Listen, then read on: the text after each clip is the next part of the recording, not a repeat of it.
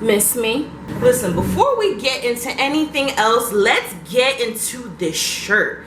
My sister got me this shirt for my birthday, and if you're jealous, you can just say that. I'm not even gonna blame you. Hello everyone, welcome back to my channel. I appreciate you taking the time out and spending it with your favorite girl. I've been MIA for a bit, haven't I? Look, I was waiting for my serotonin to come back from vacation, and I've also been super busy, but I'm back.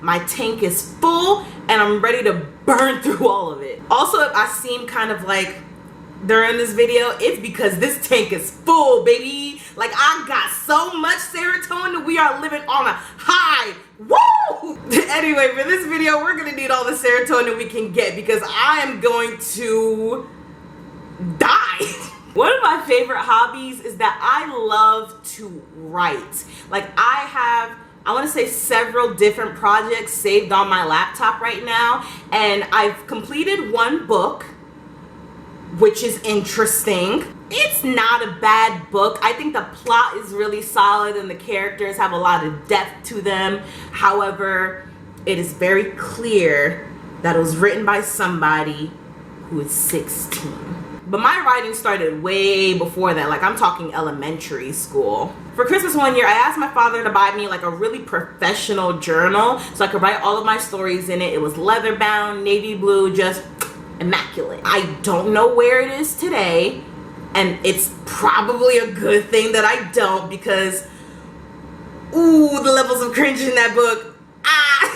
I'm pretty sure I threw it away. I didn't stop writing though. I would just write my stories in whatever notebook I was taking notes for class in that year, and every year I would throw it out or misplace it or anything like that, and I was losing a whole lot of good material. So in middle school, I decided to dedicate a completely separate notebook to holding all of my stories so that I could keep everything in one place. Those notebooks were really like the beginning of me making an effort to do more sophisticated writing, because I had all of this space to work with. I didn't have to like cut my stories short because I was getting ready to move into the science note section of my notebooks. But that was almost 10 years ago at this point, and I still look back onto those stories with a whole lot of fondness because they really did get me started on my writing career. And you know, there are times though where I'll just be thinking back like, wow, I wonder where my like state of mind was back then. Like, what was 14-year-old Temmie into? Well, we don't even gotta ask, y'all. Did I keep every single notebook that I wrote my cringy middle school stories in? Absolutely I did. Craziest thing is I kept all of them when I was younger because I thought that once I became a famous author,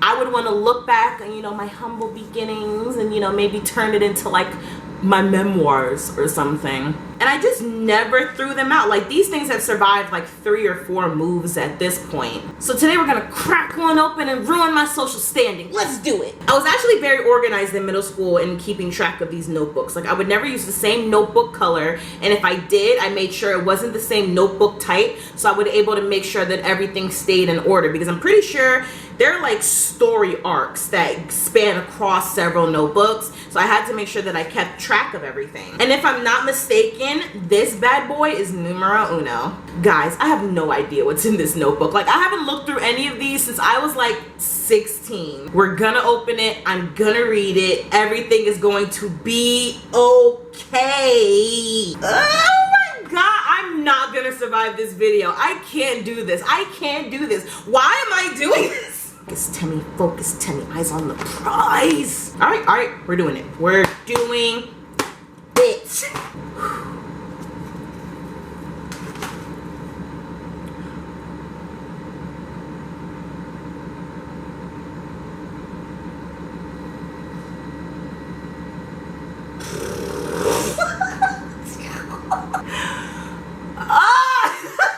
Oh no. Okay, so the first story in this notebook is a story that I wrote me and my closest friends in middle school as superheroes that went to a superhero high school. This could not have been a worse story to start on. Oh god. Like, I know this is bad. I know this is a bad story, but I committed. I can't go back. I mean, I can go back. You guys could never find this footage. Like, I could just turn off the camera and go away. God, I'm so honorable. Okay, let's do this. The title of this story is called Troublemakers, which is ironic because we were honor students. Temadayo, ooh, full name alert, was being led down a long hallway and shoved into a poorly lit room. As the door shut, she looked around her surroundings in horror. No, please, don't leave me with them. She tried the knob, but the door was locked. Sit down and shut up, wild girl. Giving me a headache. That's rude. The insult came from Arctic Blade, aka Grace. Grace was mean to me, but she was not this mean. Temadayo, or... oh no. So my character had telekinetic powers, right? So instead of me being telekinetic, I was temikinetic. Temadayo, or temikinetic, was in the detention room of Super High School. All the children there had superpowers and were training to control them. Temikinetic was a sophomore and was among the troubled children. Wow, I'm just dragging myself, aren't I? Also in the room was Off Guard, or Martha. Martha was one of my best friends in school, guys. She was the toughest and meanest girl in the school. Not true. Martha was the nicest and most unconfrontational person in the entire world, bro. And I think that's why I wrote her character like this, because she is the complete opposite of how she's being portrayed in this story. She once completely obliterated a concrete wall because she was 1 point away from getting an A. Wow, that is such a Nigerian kid problem. Then there was Crystal Clear, or Aminata. Oh, I loved Aminata, who had the power of invisibility and fire control. She was short-tempered and burned her last puppy for peeing on the carpet. Oh my god. Did I just make all of us like sociopaths? Arctic Blade could control water and ice. The powers were perfect for her because anyone who talked to her instantly felt sadder afterwards. Yeah, I definitely made all of us sociopaths. She made her own mother so depressed she had to go to a mental hospital. Temikinetic herself had telekinesis and could turn into any animal. She had the worst temper of anyone in the school. She once tried to make her math teacher, Mr. Wilberforce's head explode when he made fun of her in front of her crush. Now let's pull over there. Mr. Wilberforce is a real person. He was a good math teacher, but I distinctly remember that happening, so I'm not surprised that I projected that into this story. There's only 3 things they had in common. Oh, only 3 things. They all had the power to fly, they were all sophomores, and they all hated each other. It's a miracle they haven't killed each other yet. How about you shut up, Ice Queen? TK sneered. I'm TK, by the way. Out of all 4 of them, TK and Arctic fought the most. Nah, how about you both shut up? Nobody was talking to you, Off Guard, or should I say She-Hulk? Ooh, you idiots are getting me heated. Oh, who cares, Clear? You've always been a hothead. Well, I mean, you're more of an airhead now. Enough! In walked in Mrs. Sue Purr, the founder and principal of the school. She was the only natural superhuman in the school. Wait, are we all fake? That means she can control all elements. Okay, got it. She had high cheekbones and dark eyes. One look at her and all you saw was pop. Now you girls are working my last nerve. If you don't start behaving, you're gonna have to go in the training grounds with me. Mrs. Purr was the greatest fighter ever. If you went in the training grounds with her, you'd come out with a cast and a brace. Oh, so we are just beating the kids in this school, apparently. The girls all sat in the room glaring at each other. Even though they were the bad girls, they were all remarkably beautiful. Off Guard had long, silky, dark hair with brown highlights. She had brown skin with hazily green eyes. She was also 5'8" and a tattoo on the back of her shoulder that said "No pain, no gain" in black cursive. All sophomores were required to have a tattoo describing their powers or themselves as a mark of achievement. None of this is how any of them look. I'm just gonna preface that right now. But you could tell that I just wanted everyone to look super duper cool, because what school lets a sophomore get a tattoo? For what? For what? Arctic Blade was 5'7" with black hair that was always in a ponytail. ice blue eyes, and a tattoo under her ear that says Sub-Zero in jagged letters. The interesting thing about Arctic was that she was cold, literally and figuratively. Her skin was cold to the touch, and you can always see her breath. If she blew on you, you had hypothermia. Temmie Kinetic had light brown hair with golden highlights. It was cut short and spiked with a side bang. Did I just give myself an I'd like to speak to the manager haircut? Is that what I'm reading? Short, spiked with a side bang. I gave myself a Karen haircut. Are you kidding me? She had violet eyes and peanut butter colored skin. She was 5'7" and had a tattoo that said Wild Thoughts curving around her upper arm, made to look like it was dripping blood. She was also interesting because she had claws instead of fingernails. Crystal Clear had brown skin with dark fiery red hair. It had a jagged razor cut with a bang covering her forehead. She had really light gray eyes, almost white, with a tattoo that said Caliente on the side of her wrist. On the side of her waist. No matter what the weather was, she wore these spike-heeled boots that made her 5'5" because Aminata was tiny. Sometimes she looked like she'd poke your eye out with her heel. Now get back to class. For some reason, the school thought it was a smart idea to put these 4 girls in the same class. No, you, middle school Temmie, thought it was a good idea to put these 4 girls in the same math class. Math class at SP High was pretty much calculating where to throw your power when fighting. It's just a bunch of trajectories and things like that. Wow, you can tell I knew nothing about any sort of math outside of middle school. Trajectories and what have you. Off Guard sat in the back with Arctic in the corner on her right side. TK sat in the front and Clear was 3 seats behind her. Clear was never good in math. Wow, that's rude. Why is everyone so rude? So she decided to entertain herself by spitting flaming spitballs at TK's neck. This girl got 5 seconds to stop or I will literally kill her. 5 seconds passed and the spitballs kept coming. Okay, that's it. TK let out a cheetah's roar and leapt towards Clear with her claws bared. Knocking Clear over, she started banging her head off the floor. Crystal spit fire into TK's eye and attacked her while she was stunned. Don't you ever touch me. Are we clear? TK replied by scratching her across the face. Rawr. Stop acting like fools! Arctic yelled, dousing them with cold water. Off Guard came over and lifting them up into the air and knocked their heads together. Why is everyone getting into this fight? This is between me and Crystal, okay? TK used her mind to raise them all in the air and started moving them towards the window.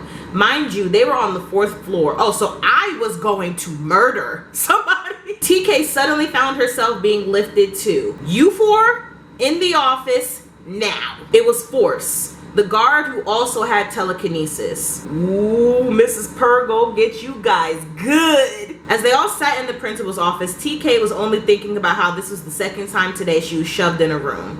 Mrs. Purg's office wasn't a new surrounding for her or any of the girls there. It was just a typical office. Red carpeting, white walls, a desk, chairs. There's also a white orb on the desk that can banish intruders in the school to Antarctica. Every office has that, right? No. Okay, girls, you are pushing me to my limits. This is the 5th classroom you've destroyed. Your grades have dropped dramatically, not to mention the constant misuse of your superpowers. All the girls smiled because they knew it was worth it. Arctic had been too hot in a classroom once, so she decided to turn the school into an ice rink. I mean, turning on an AC would have been fine, but ice rink it is. It had taken weeks for the fire starters to thaw it out. Crystal Clear had set a school bus on fire because she couldn't find any wood to roast marshmallows. Again, I feel like there are steps before all of this. TK got really fascinated in the zero gravity unit in science and tried sending the class into space. We love an astronaut. Off Guard's situation was probably the best because she kidnapped her favorite group, Big Time Rush, and got the school a free concert. Ah! Listen, when I tell you Martha was a Big Time Rush stan, bro, I'm talking posters, notebooks, She got all the albums, know all of the songs from her. Like, she would watch the show religiously. That is so funny, bro. I wonder if she still is. It's a good thing all of my students don't behave like you guys. Like, damage control has become way too costly. Why aren't we expelled yet? Mrs. Purr stopped her lecture and sighed. However, I have a proposition for you. They all got suspicious looks on their faces, as you can imagine. There's been a threat to us superhumans. Do any of you girls remember the scientific phenomenon that happened a couple of months ago? Only TK nodded her head.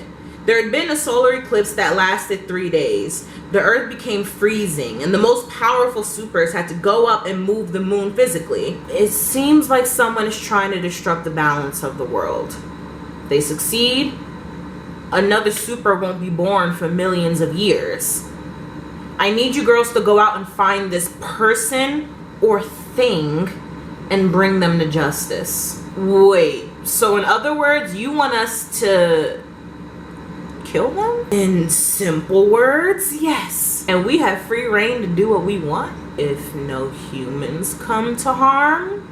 Yes. Do we have to work together? Yes. Wait, why did no one else get this job? Mrs. Purr let out an exasperated groan. Because this will be a killing. Who do you guys know that will be able to kill somebody without any remorse? The girls all nodded their heads in agreement. Now go to your rooms and pack a backpack. And change your clothes. You're gonna need something easier to move in. Let's just pull over for half a second now that we've reached this point in the story. Y'all got crazy. I mean crazy. Sociopathic teenage girls with superpowers, nonetheless, that have been destroying your school up and down, sideways, all around, and they got no reason for you to trust them with this mission. But you're going to send, what, 16-year-olds out in the world to go find some random person with no leads, no clues, to kill them because they're the only people that y'all know that are capable of killing somebody. Bet. I'm really dragging this story like I didn't write it. Let's continue. The girls regrouped again in Mrs. Purr's office. They all packed a change of clothes, some food, and their favorite weapon. Oh, we got weapons too? Off Guard had one of those medieval barbell things because 14-year-old Temmie could not be bothered to Google it. Arctic had a sword, Clear had a flamethrower, which is super counterproductive because she makes flames. And TK had a machine gun. Okay, man. All right, girls. Now we picked up this device from the moon. TK, I need you to get it sent and see if you can trace it. The girl snickered when Off Guard made a woof sound. Suddenly, she was thrown into the wall behind her. Oh, shit. Not in the mood, OG. Now, while TK traces the scent, it'll be quickest if you guys follow her by flying, but she's the only experienced flyer, am I right? As they developed their powers, flying came last to almost every super but Temmie Kinetic. She's one of the few that was born with flight.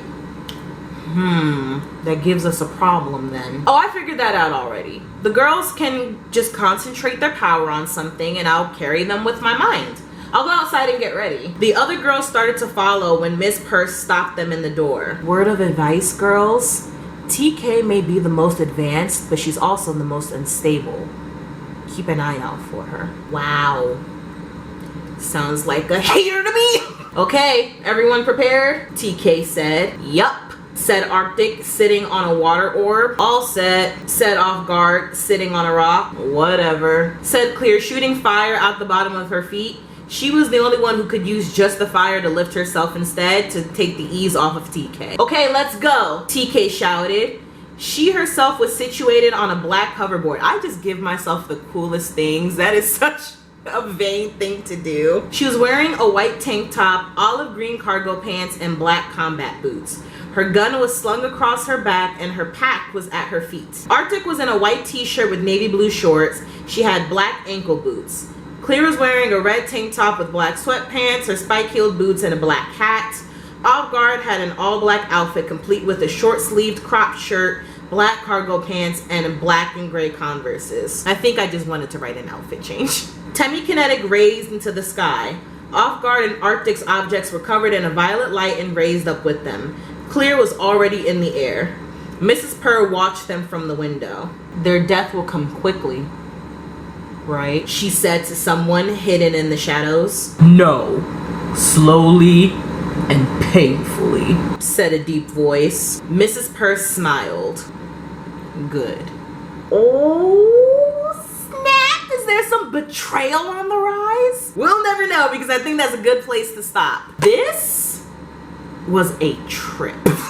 Like, I feel like my soul has transcended to a completely different realm. It's really clear that it was written by a 14-year-old, but I think it's really cool to see me start to find my voice, because this is hilarious. I don't know if I intended it to be funny, but there's some humor in there. Some humor, some pacing, some suspense. I just remember being so excited to, like, I don't know, eternalize the friendship that I had with everyone back then by way of a story that I knew I would remember long after, you know, these notebooks fall apart. Like, they were such a solid group of friends, man. Like, I don't think I've met people that I've been as close to in that way as I did my group back in middle school. But everyone knows that I moved my sophomore year of high school. You know, when you're that young, you lose contact with people, and you lose contact with people quickly. So, you know, we really weren't able to hold on to the same level of friendship that we did when we were in middle school. But we all still follow each other on social media, so I like keep track of everyone like that. I definitely do miss them, and this story kind of reminded me of all of the fun that we used to have with each other. And I remember we used to pass my notebook around as I was writing the story with new pages, because everyone was just so geeked to be a superhero. Like, they would give me notes and like, put this in the story. So this is more like a collaborative piece of anything. So, you know, Grace, Martha, and Minata, this is your fault too. As always, if you've enjoyed your time with me, don't forget to like and subscribe, and comment down below if you want more of this. I pray y'all don't do me like that. But if it's something that you're interested in, I'll definitely turn it into a series, because I got way more material. As always, my name is Temi, and I'll see you guys next time.